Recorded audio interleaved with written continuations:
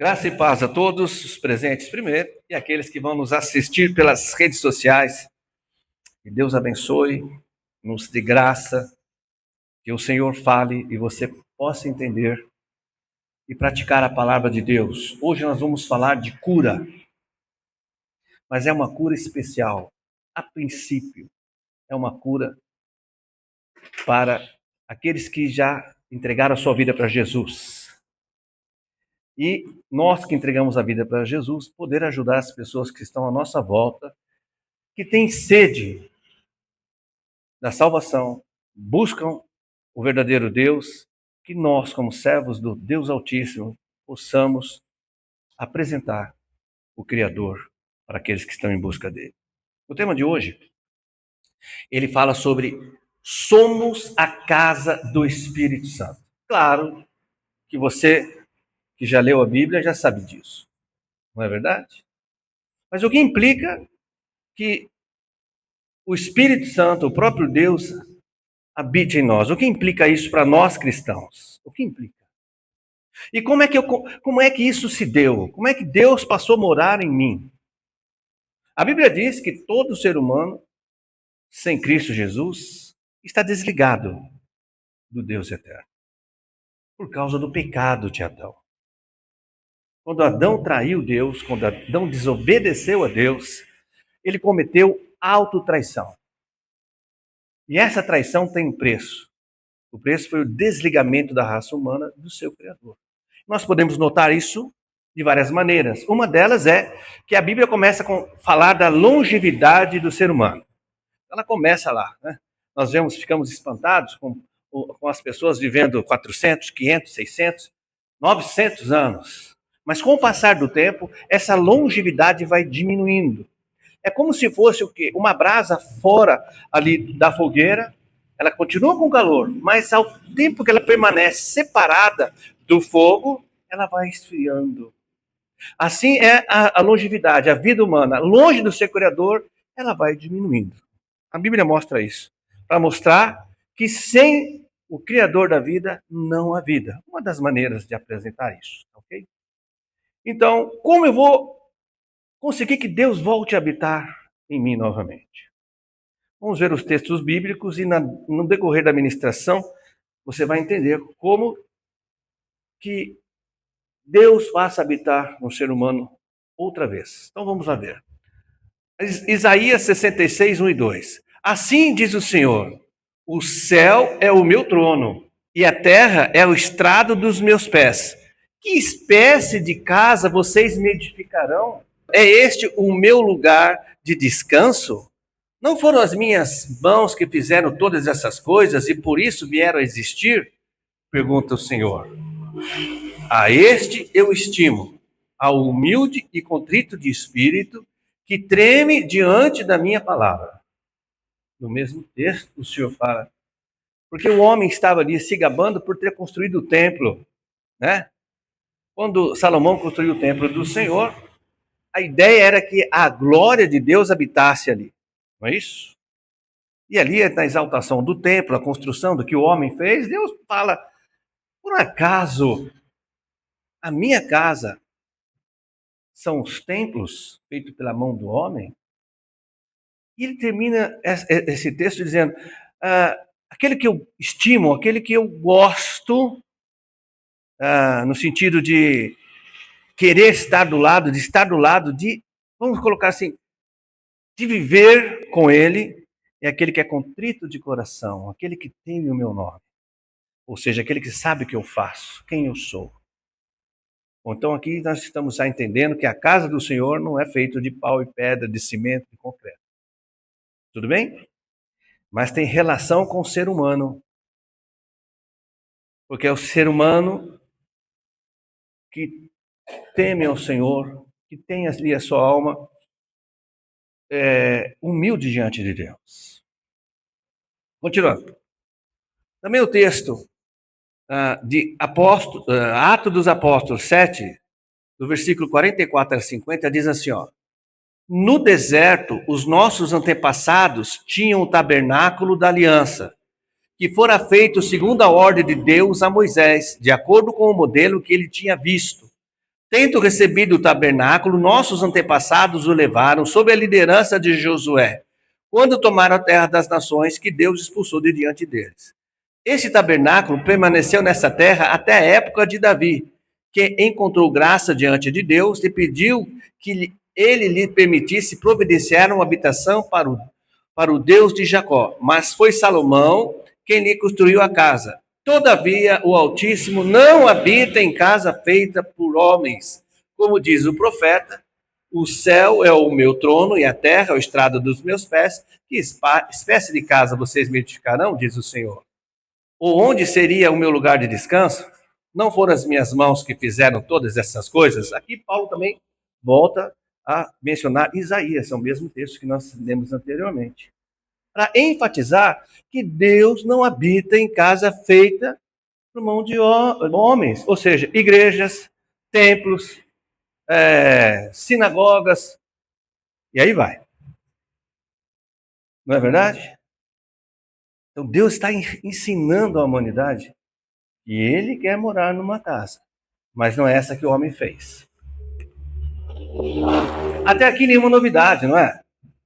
Nenhuma novidade. A novidade vai ser quando nós entendemos aonde é a casa de Deus, aonde Deus quer morar, né? Então, 2 Coríntios 5,17.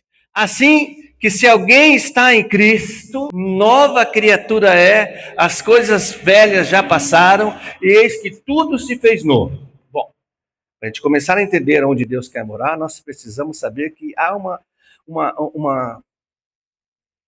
um poder, algo que pode acontecer com o ser humano, que faz com que tudo na vida daquela pessoa seja novo espiritualmente. E, consequentemente, novo também externamente. Quando é que acontece isso? Quando uma pessoa ouve sobre a salvação. Essa é a fórmula bíblica. Ela ouve, ela entende, acredita, e ela então aceita o perdão de Jesus. Quando ela aceita o perdão de Jesus, na vida dela, ocorre o arrependimento para a salvação. Ela entrega a sua vida para Jesus, ou recebe Ele como Senhor e Salvador. E naquele momento acontece esse fenômeno. Tudo se fez novo espiritualmente na vida dela.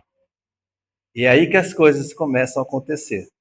O próximo versículo, Gálatas 6,15. Porque em Cristo Jesus, nem a circuncisão, nem a incircuncisão tem valor algum, mas sim o ser uma nova criação. Agora, aquilo que tinha perdido o seu valor por causa do pecado, volta a ter valor novamente. Volta a chamar a atenção do Criador novamente. Porque tudo se fez novo. Efésios 4, 22 a 24. Que, quando ao trato passado, vos despojeis do velho homem que se corrompe pelas concupiscências do engano, e vos renoveis no espírito da vossa mente, e vos revistais do novo homem, que segundo Deus é criado em verdadeira justiça e santidade. Quando uma pessoa encontra Jesus, ela se faz nova e ela agora passa a habitar nela, ela passa a ter agora a justiça de Deus e o que mais? A santidade. A santidade que Deus reconhece não é a santidade da religião nem da religiosidade. A santidade reconhecida por Deus é a santidade de Cristo na pessoa. Muitas vezes a pessoa aceitou a Cristo, ou seja, recebeu o perdão dos seus pecados e depois de algum tempo muito curto ela vem a falecer. Biblicamente, ela morreu santificada e justificada. Porque foi Cristo que fez e não ela. Não deu tempo dela ser boazinha, não deu tempo dela largar as coisas ruins que ela fazia, não é? Mas, biblicamente, ela morreu santa e justificada. Por causa da santidade de Deus, de Jesus Cristo nela. Foi o que aconteceu com aquele ladrão mesmo. Ele era bandido, estava pregado ao lado, uma outra cruz ao lado de Jesus. Ele reconheceu, aceitou o perdão de Jesus e imediatamente, depois que aconteceu isso, muitos, eu não sei se chegou a horas, mas minutos, ele veio a falecer. Mas antes dele falecer, ele recebeu a promessa de Jesus que naquele mesmo dia ele estaria com ele no paraíso. Não deu tempo daquele ladrão começar a fazer as coisas boas. Não deu nem tempo dele ir pedir perdão para as vítimas, das quais ele roubou, das quais ele pode ter prejudicado até mesmo família e tudo mais. Deu tempo? Não deu. Mas aonde aquele homem estava no final do dia? No paraíso. Isso é tremendo de saber. Mas nós vemos o quê? Que a religião prega exatamente o contrário, né? Que para você alcançar o favor de Deus, você tem que deixar certas coisas e começar a fazer outras. E a Bíblia diz que para você ser aceito por Deus, você precisa de Jesus Cristo, do próprio Deus. Continuando, Romanos 6,4. De sorte que somos sepultados com ele pelo batismo na morte, para que, como Cristo ressuscitou dos mortos pela glória do Pai, assim andemos nós também em novidade de vida. Mais uma vez aqui falando sobre termos uma vida modificada, espiritualmente falando. Mais uma vez, consequentemente, externamente falando.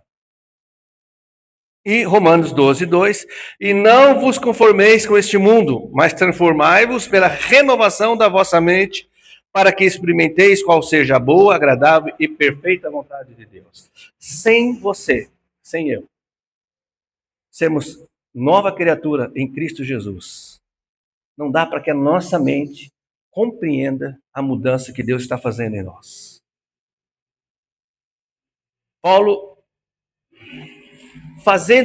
querendo fazer com que a igreja que estava ali entendesse essa modificação, ele diz, não vos conformeis com esse mundo. Né? Porque a mudança que Deus vai fazendo, a gente começa a falar assim, puxa, mas isso que está no mundo está errado. Puxa, olha que aquilo que estão falando que é verdade, totalmente contra a palavra. Isso não combina. Então, e às vezes a nossa mente fica, puxa, mas por que será que não combina mais comigo isso? E Deus fala, não vos conformeis com este mundo, mas transformai a vossa mente. Deixa Deus transformar os seus valores. Né? E nós vemos muito isso hoje. Né? As pessoas, os valores deste mundo, quer que o ser humano, a sociedade, aceite algo a vida inteira. Nós vimos que é uma coisa e quer que você acredite que é outra. A própria ciência que Deus multiplicou diz que é, de acordo com aquilo que as Escrituras mencionam como verdade, a própria ciência diz que é, mas os valores desse mundo estão dizendo não é. Então, os valores deste mundo têm de ficar fora da nossa mente, para que nós possamos ser completamente transformados. E agora, então, nós vamos ver, olha o que está escrito em 1 Coríntios 6, 19 a 20. Acaso não sabem que o corpo de vocês, corpo, o que é corpo? É carne, é a nossa parte física. Não, pastor, corpo é a parte do espírito. Não. Porque a própria Bíblia diz que quando o Senhor voltar, Ele quer achar íntegro o nosso corpo, alma e espírito. Aqui corpo, quando ele diz o nosso corpo, é o santuário do Espírito Santo que habita em vocês, que lhes foi dado por Deus e que vocês não são de si mesmos. Vocês foram comprados por alto preço, portanto, glorifique a Deus com o seu próprio corpo. Guarda isso. Glorificar a Deus com o nosso próprio corpo, tá bom? Guardou? Vai lá, hein? Outro versículo. Não sabem que vocês são santuário de Deus e que o Espírito de Deus habita em vocês? Já sabia disso. Né? Efésios 2:22. Nele vocês também estão sendo juntamente edificados para se tornarem morada de Deus por seu Espírito. João 14:23. Respondeu Jesus: se alguém me ama, guardará a minha palavra, meu Pai o amará, e nós viremos a eles e faremos nele o Espírito mora em nós. E se nós guardarmos a palavra de Deus, qual é a palavra de Deus que temos que guardar para que o Filho e o Pai habitem em nós? A palavra da salvação. Muitos leem isso e dizem, eu guardo a palavra de Deus. Mas o que é a palavra de Deus que você guarda? Não sei muito bem, mas eu guardo a palavra de Deus. Mas se você não sabe, como é que você guarda? A palavra que temos que guardar para que Deus habite em nós é a palavra da salvação, o evangelho do reino. Romanos 8:11. E se o espírito daquele que ressuscitou Jesus dentre os mortos habita em vocês, aquele que ressuscitou a Cristo dentre os mortos também dará vida aos seus corpos mortais por meio do seu espírito que habita em vocês. Aonde habita o Espírito Santo? Aonde habita o Pai? É onde habita Jesus. Por quê? Porque você guarda a palavra de Deus. Qual é a palavra de Deus? A palavra da salvação que chegou até você um dia. Essa palavra que propicia que Deus habita em nós. Por quê? Quando nós ouvimos a palavra e nos entregamos a Jesus, o que aconteceu conosco? Diga, tudo se fez novo. Que Deus não pode habitar no velho homem. Jesus faz uma comparação quando ele fala do vinho novo em odres velhos. Ele diz, não dá. Quando ele fala do remendo novo em roupa velha, ele diz, não é possível. Mateus 17:20. Porque em verdade vos digo que se tiverdes agora, e começa a ministração da cura. Tá bom? Você que vai estar assistindo não vai ver isso, mas eu vou perguntar aqui, fazer aqui um pequeno exercício rapidamente aqui com quem está presente, né? Vamos lá. Mateus 17:20. Porque em verdade vos digo que se tiveres fé como um grão de mostarda, direis àquele monte, passa daqui para acolá, e há de passar, e nada vos será impossível. Tá bom? Quem tem fé aqui? Eu não vi quem foi o primeiro, eu acho, mas eu vou perguntar primeiro. Pode baixar. Quem tem fé aqui? Está aí teu Gabriel e a Márcia. Eu vou pedir para a Márcia vir, já que ela está aí rapidinho. Não, pode levantar, só levanta aí. Levanta aí.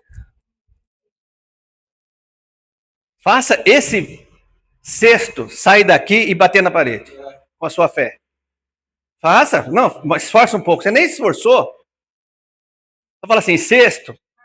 Com a sua fé. Qual você fala? Fala, cesto. Sai da mão do pastor e se lança na parede. Vamos esperar 5 segundos. 1, 2, 3, 4, 5. Pode sentar. Pode ser. Não deu. Alguém quer tentar? Aqui? Por que você não quer tentar? Você não tem fé? Qual é o texto? Qual é o texto? Não vem com desculpa, não. Não vem com desculpa. A irmã fala assim, não, mas é Deus que vai fazer através da minha fé. Então, usa a tua fé e manda.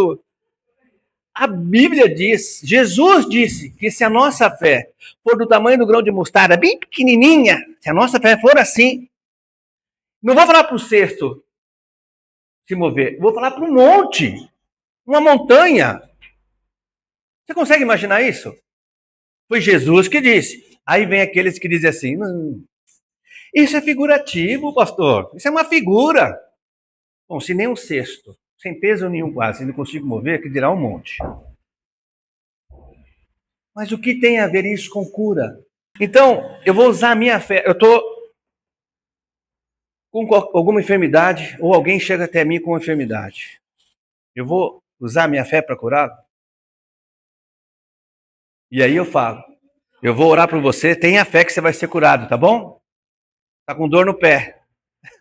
Eu oro, sarou? Ela, não, tá doendo mais ainda. Você não teve? Não teve mesmo. Nem eu que orei por ele tenho minha fé. Minha fé é muito pequena. Mas eu tenho fé suficiente para crer que Jesus é o Senhor, que Ele morreu por mim. Eu tenho fé suficiente para aceitar o perdão dele e me entregar a Ele. Esse eu tenho fé, não é? E o grau de fé de cada um, Deus vai acrescendo. Mas ali, para curar no instante, ou para me curar, como é que eu vou resolver esse assunto? É essa a ministração de hoje. Se você não tem fé, Deus não vai te desamparar. O Espírito Santo habita em nós. Não é? Deixa eu falar essa parte do Espírito Santo habitar em nós no final, mas vamos ver aqui a misericórdia de Deus. Lamentações 3, 22 a 23. As misericórdias do Senhor são a causa de não sermos consumidos. Porque as suas misericórdias não têm? Misericórdias de quem? Do Senhor. Não tem fim. Opa, a misericórdia de Deus não tem fim, Mayara. Opa, olha que informação que eu tenho. A misericórdia de Deus não tem fim. Guarda isso aí também. Novas são a cada... Quer dizer que se eu pedir a misericórdia de Deus hoje para alguma coisa que está me atormentando, me fazendo mal, eu posso pedir amanhã também. Porque amanhã já se renovou. Efésios 2, 4 e 5. Mas Deus, que é riquíssimo em misericórdia, pelo seu muito amor com que nos amou, estando nós ainda mortos em nossas ofensas, nos vivificou juntamente com Cristo. Por amor e misericórdia, o Senhor nos salvou quando nós estávamos mortos dos nossos pecados. E agora? Muito mais. Salmo 103, 8. O Senhor é clemente, cheio de compaixão, tardio em irar-se e grande em misericórdia. Salmo 51, 1. Tem misericórdia de mim, ó Deus, segundo a tua benignidade. Não é segundo o que eu faço, não é segundo a minha fé, não é segundo que eu sou bonzinho, não. É segundo a tua bondade. Tenha misericórdia de mim. Apaga as minhas transgressões. Segundo a multidão das tuas misericórdias. Segundo as suas misericórdias que são imensas. Hebreus 4,16. Cheguemos, pois, com confiança ao trono da graça, para que possamos alcançar misericórdia e achar graça, a fim de sermos socorridos em tempo oportuno. Uma pessoa está cometida, uma pessoa... Bom, primeiro, os cristãos ficam enfermos também. Sim ou não? Ficam. Como nós vamos alcançar a cura? Tem que ter... Essa é a resposta padrão. Tem que ter fé. Mas hoje nós vamos encontrar uma solução pelos versículos que o Senhor nos está nos dando hoje, pela misericórdia. Bom, então Deus habita em nós. Quem aqui se acha cuidadoso com a sua casa? Digamos que você chega lá na sua casa hoje e vai fazer um churrasco. Todo mundo já fez churrasco aqui? Já fez, irmã Maria? Mas já viu alguém fazer? Digamos que alguém vai fazer lá, vai preparar a churrasqueira e algumas pessoas raspam a cinza antiga e põem numa sacolinha, tá bom? Aí ela tira a sacolinha, a hora que vai levar para o lixo, a sacolinha rasga e suja todo o chão. O que você vai fazer, você que cuida bem da sua casa? Você vai fazer isso mesmo? Por quê? Mas, e se fosse na casa do vizinho? Mas você ia limpar direto? Você não ia perguntar para ele se podia? Não. Você encontrou ali sujeira. Mas na sua casa, porque você é uma pessoa limpa, cuidadosa. Você gosta da sua casa? Você gosta da sua casa, seu lar. Vamos para a palavra. Onde é a casa do Senhor, Espírito Santo? E se o Espírito Santo achar alguma coisa ruim lá, uma enfermidade? Você precisa ter fé? Qual é a fé que você precisa ter? Acreditar que ele mora em você. Ou não? Porque muitas vezes a gente tem fé que Deus habita, que Deus vai curar, mas não acontece. Mas se você tiver uma conversa com o Senhor, e dizer, Senhor Espírito Santo, olha aqui para a casa do Senhor como está. Tem essa coisa aqui, ó, que está me incomodando. Tem doído. O médico disse que está assim, está assado. O senhor concorda com isso, sendo o meu corpo sendo a tua casa? O senhor concorda com isso, Senhor? Conhecendo um pouco o Senhor, eu acredito que o Senhor não concorda que a minha casa, que a sua casa esteja desarrumada. Então, pela fé pequena que eu tenho, menor que um grão de mostarda, em nome de Jesus, eu peço que o Senhor arrume a tua casa. E eu vou aguardar no Senhor que a tua casa seja arrumada. Isso também é para a tua glória. Em nome de Jesus. Amém.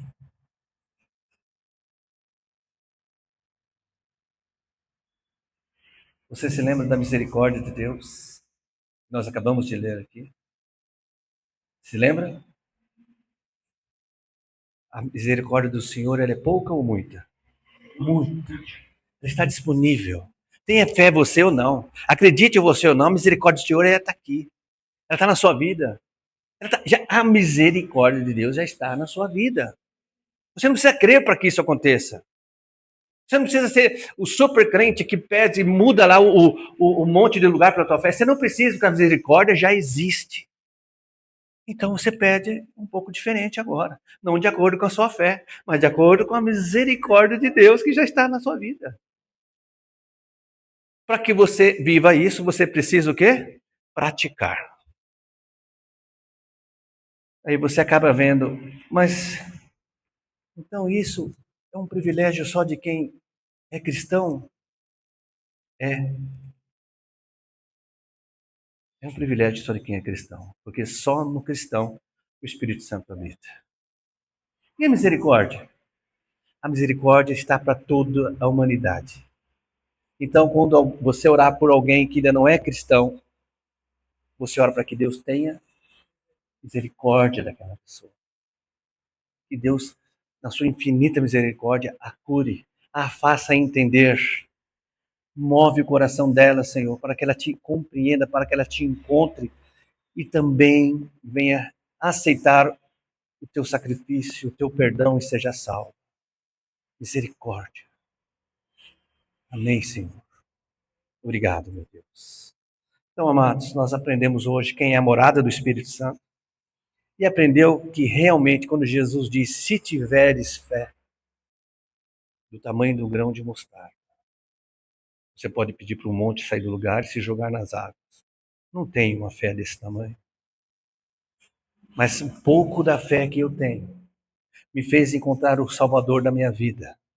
E Ele está me ensinando a cada dia como eu posso ter uma vida aqui na terra que espelhe o amor dele para comigo, para que as pessoas que me veem queiram também pertencer a esse Deus maravilhoso.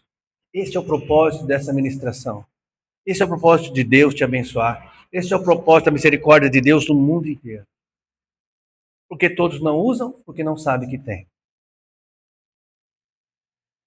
E que a igreja do Senhor possa ministrar a verdade, o que está escrito na palavra de Deus, para que mais pessoas alcancem. Então, muitas vezes, você que está aqui e você que está me assistindo, quando você foi abençoado, não se vanglorie que você teve uma fé. Não, foi a misericórdia de Deus na sua vida. Porque a fé que agrada a Deus, que é impossível se você não ter de agradá-lo, é a fé da salvação. A fé que você crê que Jesus morreu no seu lugar e ressuscitou e hoje está glorificado. Essa é a fé que agrada a Deus. Agora, a cura, as conquistas que você teve, foi pela misericórdia. Amém, igreja? Essa palavra encontra o refúgio no teu coração. Você não precisa aceitar de imediato, mas busque a confirmação do Espírito Santo que habita em vós. Busque a confirmação. E aí você, se for confirmado, aí você prega essa mensagem, prega essa palavra, e você vai estar fazendo nada mais do que aquilo que Deus mandou você fazer, que é pregar o Evangelho. Deus abençoe.